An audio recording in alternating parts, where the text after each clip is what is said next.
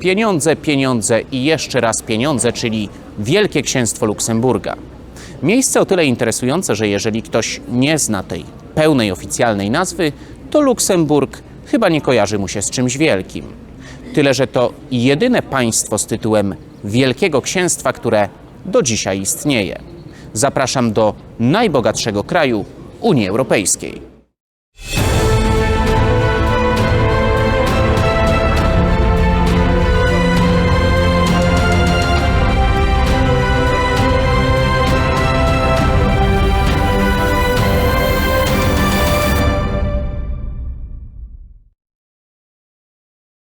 Ten świat jest nasz. Odcinek 13. Luksemburg. Najbogatsze państwo Unii Europejskiej. Na dobry początek, a jakżeby inaczej, geneza państwa. 963 rok, czyli ponad 1000-letni kraj. Robi wrażenie, przy czym od razu podkreślam, że to raczej symboliczna data. Wiąże się to oczywiście z pewną historią, natomiast to nie był jeszcze ten dzisiejszy Luksemburg. Ta współczesna państwowość ukształtowała się dopiero w XIX wieku. I to właśnie wtedy Luksemburskie Towarzystwo Badań i Konserwacji Zabytków Historycznych oficjalnie i rzecz jasna dumnie wskazało na ten 963 rok. Tym symbolicznym wydarzeniem było nabycie przez Zygfryda I małego zamku od opactwa benedyktyńskiego świętego Maksymina. Hrabia wymienił z klasztorem ziemię za ziemię. Zasadniej jest mówić o ziemiach, ponieważ Zygfrydowi I chodziło przede wszystkim o świetnie zlokalizowane terytorium. Zamek to on tu dopiero wybudował. Później w tym miejscu rozwinęło się miasto Luksemburg, czyli dzisiejsza stolica Wielkiego Księstwa Luksemburga. Pierwsze wzmianki historyczne o ziemiach dzisiejszego Luksemburga pochodzą z czasów starożytnych. Na początku naszej ery dotarli tu Rzymianie. Przez kilka stuleci zmagali się oni z atakami wojowniczych Germanów i Belgów. Po upadku imperium pojawili się tu Frankowie. W IX wieku, po śmierci Karola Wielkiego, doszło do podziału państwa, który z naszego punktu widzenia jest kluczowy. Ziemię Franków podzielono pomiędzy trzech braci: Karola Łysego, Ludwika Niemieckiego i Lotara. Ten ostatni otrzymał dzielnicę senioralną, w której zawierał się obszar dzisiejszego Luksemburga. Jego państwo dosyć szybko się rozpadło, a ziemie przypadły formującemu się Świętemu Cesarstwu Rzymskiemu. Już w X wieku obszary wokół Renu i jego dorzeczy stanowiły jeden z najbogatszych i najlepiej rozwiniętych regionów w całej Europie. Podobnie jak dzisiaj było to pogranicze francusko-niemieckie i do tego nieopodal znajdowały się ważne porty Morza Północnego. Tym samym krzyżowały się tu ważne szlaki handlowe. Siłą rzeczy, dla każdego, kto tu władał lub miał ku temu aspiracje, te terytoria miały strategiczne znaczenie. W tym miejscu ponownie docieramy do wspomnianego wcześniej Zygfryda I, czyli szlachcica wywodzącego się z nieodległego regionu Ardenów. To właśnie on odpowiada za początek tego księstwa. Co ciekawe, ród Luksemburgów za sprawą swojego pochodzenia miał prawo ubiegać się o koronę cesarską. XIV stulecie bywa nazywane wiekiem Luksemburgów. W 1308 roku po koronę cesarską sięgnął Henryk VII, kładąc tym samym podwaliny pod potęgę rodu Luksemburgów. Jego syn nie został cesarzem, a prawdziwym średniowiecznym celebrytą. Mowa o Janie I Luksemburskim, zwanym Ślepym. Był zaangażowanym politykiem, posiadał rozległe znajomości w całej Europie, dużo podróżował i był regularnie zapraszany na uwielbiane przez niego biesiady i turnieje. Z polskiego punktu widzenia za najciekawsze możemy uznać to, że za sprawą zaaranżowanego małżeństwa otrzymał koronę Królestwa Czech, a przez ten fakt uzyskał wtedy tytularne prawo do korony polskiej. Na początku używał tego tytułu wyłącznie formalnie, jednak z czasem zaczął zgłaszać pretensje do Wielkopolski i Pomorza Gdańskiego. Kazimierz Wielki, niejako dla świętego spokoju, podjął decyzję o wykupie pełni praw do de facto swojego własnego tronu. Zapłacił Luksemburczykowi zawrotną jak na tamte czasy sumę 20 000 kopgroszy praskich. Konflikt wydawał się zażegnany, jednak w wyniku rozmaitych zawirowań ostatecznie doszło do krótkiego starcia pomiędzy królami. Luksemburczyk próbował nawet oblegać Kraków. Ostatecznie poniósł klęskę i musiał zawrzeć rozejm. Wspomniany przydomek Ślepy zawdzięczał dziedzicznej chorobie jego rodu, w wyniku której niemal całkowicie stracił wzrok. Poległ w bitwie pod Crécy. Mimo kalectwa tak bardzo pragnął wziąć w niej udział, że zażądał, by przywiązano jego konia do koni 2 innych rycerzy. Tym, którzy mu to odradzali, podobno rzekł: nie będzie to, żeby czeski król z pola uciekał. Ten niezwykle barwny monarcha rozsławił Luksemburg, choć sam prawie nie interesował się swoją ojczyzną. Przez kolejne wieki Luksemburg właściwie przez cały czas był zależny od silniejszych i przechodził z rąk do rąk. Ziemiami księstwa władali m.in. książęta burgundzcy, hiszpańscy i austriaccy Habsburgowie, aż w końcu Napoleon Bonaparte, który włączył to księstwo w granice Wielkiej Francji. Jego klęska otworzyła dziejową furtkę dla niepodległości wielu państw, od dawna nieobecnych na mapach Europy, w tym właśnie Luksemburga. Księstwo szybko ogłosiło niepodległość, którą w kolejnych latach potwierdziły traktaty międzynarodowe. Warto zaznaczyć, że Luksemburg powrócił na mapy okrojony z około 2/3 swojego historycznego terytorium. Mimo to nigdy nie porzucono tytułu Wielkiego Księstwa. Jesteśmy dopiero w drugiej połowie XIX wieku i już bierzemy się za mój ulubiony temat, czyli za gospodarkę. Wielkie pieniądze mieszkańców Luksemburga. W tym przypadku ciąg skojarzeń jest najczęściej taki: ogromne PKB na głowę mieszkańca, czyli pewnie rynek finansowy, a więc raj podatkowy. Jest w tym trochę prawdy, ale jeszcze nie teraz. To dopiero w drugiej połowie XX wieku. Na razie skupiamy się na czasach La Belle Époque, czyli pięknej epoki. Przypomnę, od końca wojny francusko-pruskiej, czyli od 1871 roku, do momentu wybuchu I wojny światowej w Europie panował pokój. Były to idealne warunki do rozwoju, które wykorzystało między innymi to państwo. W ciągu zaledwie kilkudziesięciu lat Luksemburg dołączył do grona potęg przemysłowych ówczesnego świata. Wszystko za sprawą przemysłu hutniczego. Niepodlegli Luksemburczycy szybko zdali sobie sprawę, że muszą współpracować z kimś silniejszym. Wybór padł na Niemców. Co ciekawe, Prusy, zaraz po wspomnianej wojnie z Francją, rozważały nawet włączenie Luksemburga w skład swojego państwa. Ostatecznie stanęło na Unii Celnej. Bez wątpienia dla Luksemburczyków była to bardzo ważna współpraca ekonomiczna, ponieważ Prusy były wtedy jednym z najszybciej industrializujących się państw Europy. Mieszkańcy księstwa musieli nieustannie myśleć o zabezpieczaniu swojej niepodległości. Postawiono na neutralność, którą międzynarodowo zagwarantował traktat londyński z 1867 roku. Mówiąc o rozwoju gospodarczym tego państwa, należy podkreślić, że w drugiej połowie XIX wieku startowało ono z bardzo niskiego poziomu. Był to głównie rolniczy obszar i niewiele więcej. Ponadto sam Luksemburg przez stulecia poprzedzające uzyskanie pełnej niepodległości był dosłownie pograniczem innych państw. Najczęściej takie tereny nie są inwestycyjnym priorytetem z racji sporego ryzyka ich utraty. Z czasem wokół Luksemburga rozwinęły się liczne zagłębia surowcowo-przemysłowe Belgii, Niemiec i Francji. Takie położenie okazało się wyjątkowo szczęśliwe.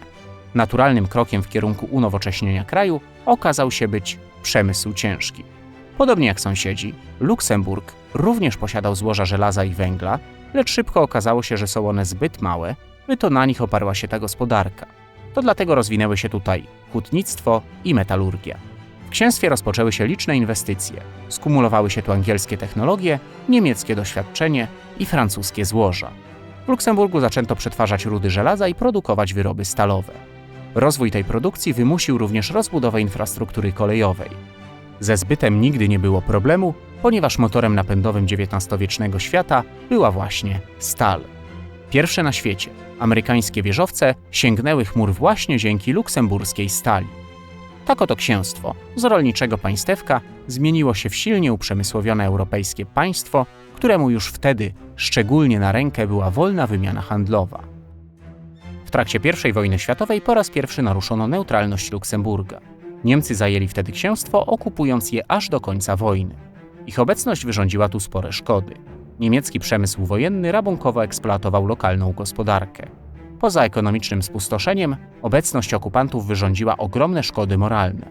Niemcy ogłosili terytorium księstwa teatrem działań wojennych, co oznaczało, że ludność przestała podlegać prawu cywilnemu. Po I wojnie światowej Luksemburczycy postawili na pokojową współpracę z państwami zachodnimi, przede wszystkim Francją, Belgią i Holandią. W tym okresie Luksemburg na stałe zadomowił się w gronie demokratycznych państw zachodnich. Okres międzywojnia był dla księstwa czasem odbudowy gospodarki. W trakcie II wojny światowej Niemcy po raz kolejny naruszyli neutralność tego państwa. Tym samym w niespełna 2 dekady zaprzepaścili 1000 lat wspólnej historii i niemal braterskich relacji.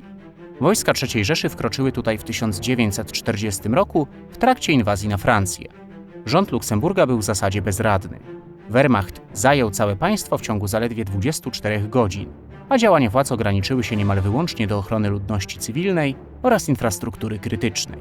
Władze Luksemburga wraz z księżną Charlottą udały się na emigrację, by tam kontynuować dyplomatyczne zabiegi na rzecz odzyskania niepodległości.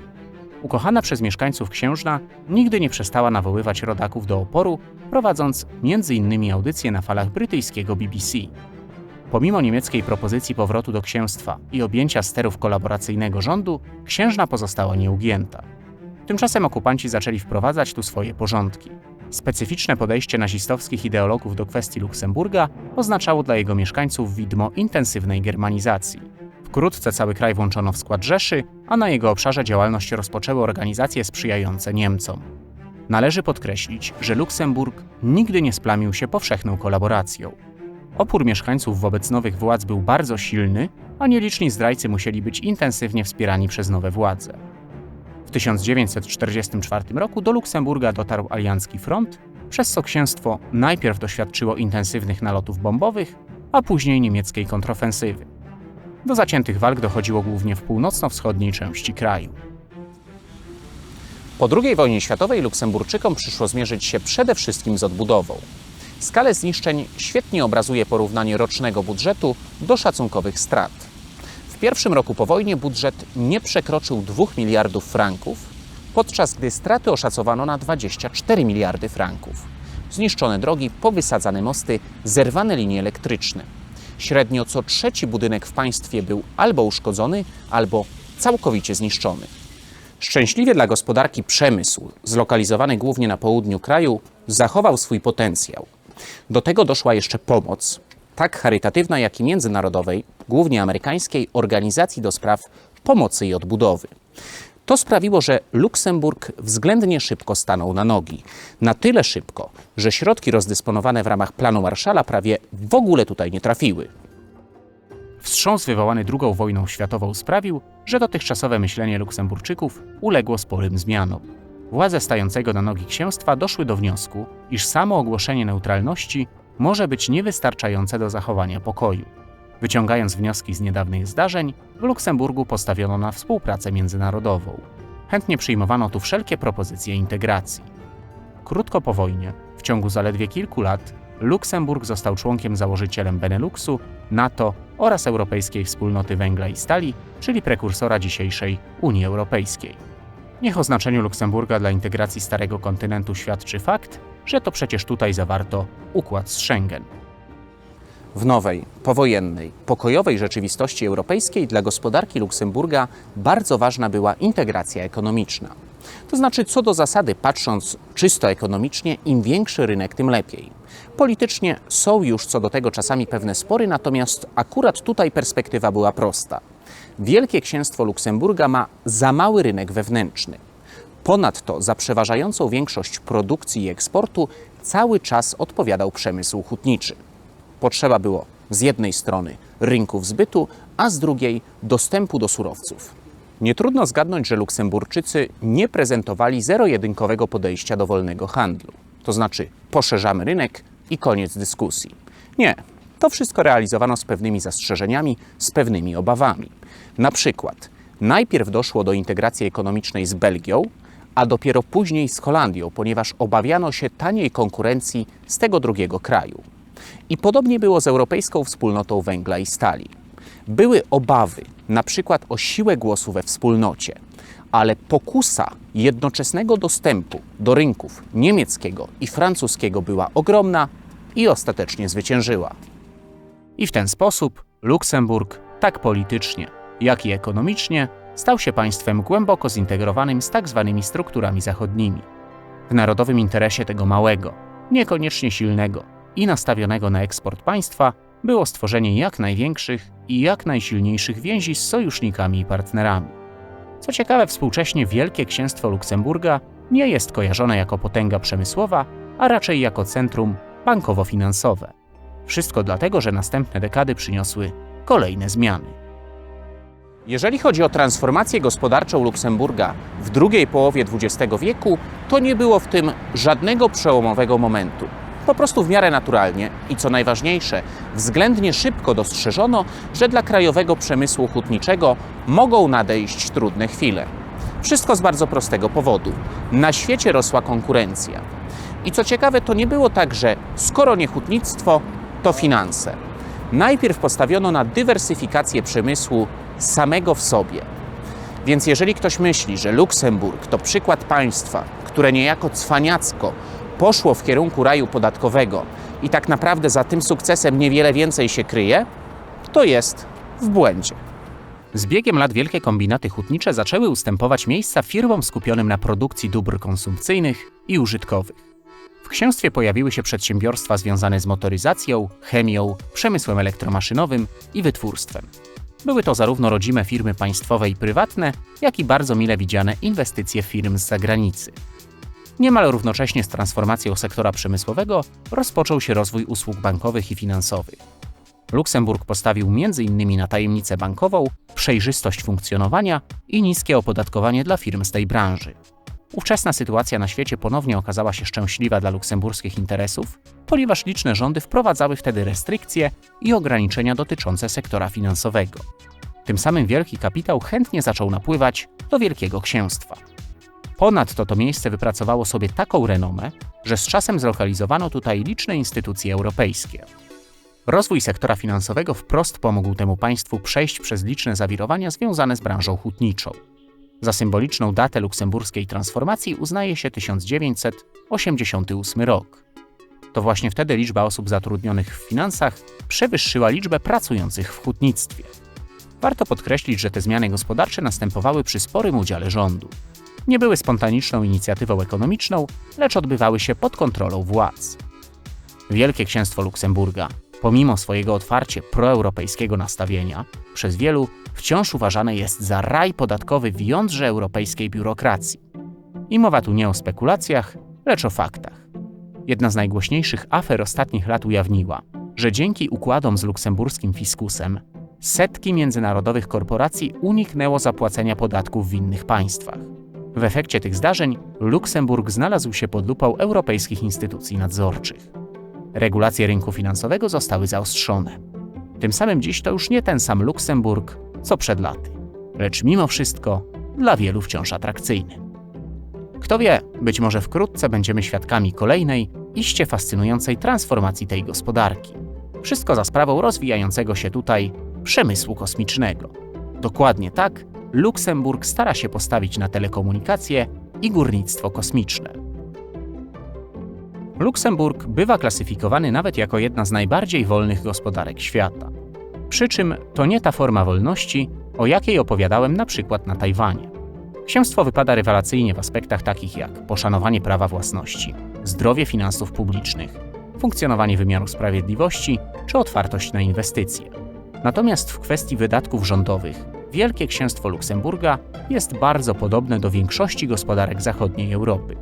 Funkcjonują tu duże publiczne sektory takie jak system emerytalny, ochrona zdrowia czy edukacja oraz liczne transfery finansowe na linii kieszenie podatników, budżet państwa i oczywiście w drugą stronę budżet państwa, kieszenie podatników. Tym samym temu systemowi gospodarczemu bliżej raczej do państw skandynawskich niż do zasady każdy jest kowalem swojego losu. Jak się żyje w Luksemburgu? Co do zasady, bardzo dobrze. Jeżeli zacząłbym narzekać na poziom życia w tak rozwiniętym kraju, to co miałbym powiedzieć na przykład o Europie Środkowo-Wschodniej?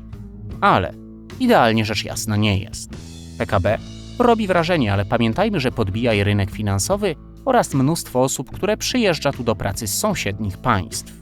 Płace imponują, ale koszty życia również należą do bardzo wysokich. Oczywiście w bogatym państwie realnie oszczędzamy więcej i stać nas na więcej, więc nie zaprzeczam atrakcyjności tego miejsca, a zwracam jedynie uwagę, że podobny czy nawet wyższy poziom życia można znaleźć w pozostałych, najbogatszych państwach Europy. Jedni chwalą Wielkie Księstwo Luksemburga za bycie miejscem spokojnym i przyjaznym, inni natomiast nie widzą w tym nic atrakcyjnego i wrażeń zmuszeni są szukać w Paryżu, Frankfurcie, Brukseli czy Amsterdamie. Co ciekawe, można spotkać się z opiniami, że to niezwykle bogate społeczeństwo z czasem się nieco rozleniwiło. Akumulacja tak ogromnego kapitału sprawiła, że nie czuć tutaj tej charakterystycznej dla krajów rozwijających się rywalizacji na rynku. Niektórzy zwracają uwagę, że wiele biedniejszych państw ma bardziej atrakcyjny i lepiej zorganizowany sektor usług prywatnych. Wielkie Księstwo Luksemburga śmiało możemy uznać za mikropaństwo. W tym niewielkim, bo mającym zaledwie 2,5 tysiąca km² kraju, znajdziemy niemal wszystko to, co typowe dla małych państw europejskich. Podobnie jak Liechtenstein, jest to monarchia konstytucyjna. Tak jak w przypadku Malty, to miejsce upodobał sobie międzynarodowy kapitał. Niczym w Andorze, żyje tu mnóstwo obcokrajowców. Ponadto Luksemburg, podobnie jak Monako, utracił większość swojego historycznego terytorium. Najciekawszy wydaje się wątek związany z ludnością. Spośród 650 tysięcy mieszkańców państwa około połowę stanowią obcokrajowcy. Tę wspólnotę tworzą przede wszystkim zagraniczni specjaliści zatrudnieni w instytucjach finansowych i międzynarodowych. Co jeszcze ciekawsze, połowę siły roboczej Luksemburga stanowią tzw. pracownicy transgraniczni, którzy codziennie dojeżdżają tu z Belgii, Niemiec i Francji. Sprawne funkcjonowanie tego wielonarodowego mechanizmu w znacznej mierze ułatwia oficjalna trójjęzyczność państwa. Mowa o językach luksemburskim, francuskim i niemieckim. Powszechnie znany jest też oczywiście angielski. Tę mieszankę bez trudu dostrzeżemy i usłyszymy na ulicach. Osobliwością księstwa jest spora, mieszkająca tu od lat 15% mniejszość portugalska.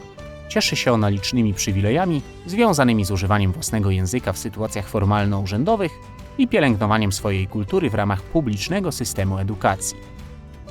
Mieszkańcy sąsiadujących z księstwem państw czasami żartują, że kiedy podróżują samochodem, to Luksemburg poznają po widoku krów pasących się na zielonych pastwiskach. Tych bowiem jest tu naprawdę sporo. To dlatego, że luksemburska wieś to prężnie działające rolnictwo wysokotowarowe, takie jak właśnie hodowla bydła i mleczarstwo, a także uprawa winorośli i produkcja win. Charakteru krajobrazowi księstwa dodają liczne, rozsiane po całym kraju, średniowieczne zamki. Co oczywiste, życie Luksemburczyków skupia się głównie w stolicy. To ponad 100-tysięczne miasto posiada oryginalny charakter. Dominację historycznej zabudowy przełamują górujące nad miastem eleganckie wieżowce nowoczesnej dzielnicy Kirchberg. Jedni kochają to miejsce za jego pieniądze, inni za jego urok. Bez wątpienia każdy znajdzie tu coś dla siebie. Pytanie na jak długo?